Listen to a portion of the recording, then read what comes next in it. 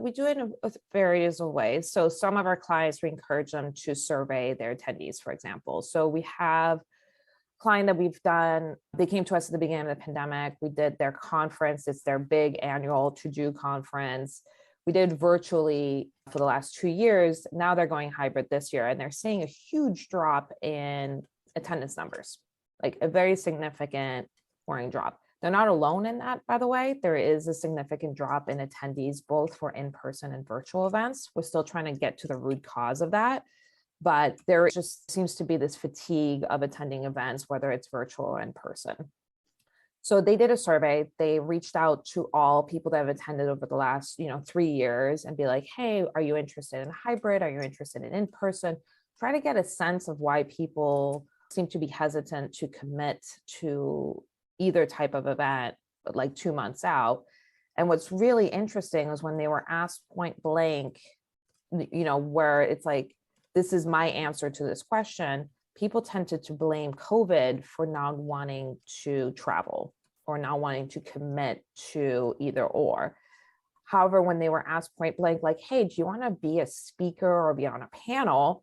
That's when all those worries disappeared and they immediately committed to attend the event. So there's some psychological reasoning behind that. I'm not an expert, but I thought it was an interesting tidbit. And what we're also seeing is when the same question is asked anonymously, so I don't have to really commit to a specific, like it's not my response anymore, it's just more general. The main reason people don't want to come is because of flexibility. So COVID is, it's not across the board, but it seems like COVID is almost becoming like the natural excuse to get out of doing something versus the actual reason people don't want to. So, flexibility, people don't want to travel right now. It's really difficult. Like, I don't know if you've been on a plane, but every plane ride I've taken the past year has been a disaster. So I also don't want to go to airports.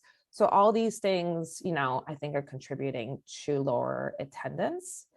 And also for full virtual events, so pre-pandemic, for a free virtual event, having a 40% turnout was considered a win. 40% of the people showed up, you did a great job, you promoted your event properly, that was a win.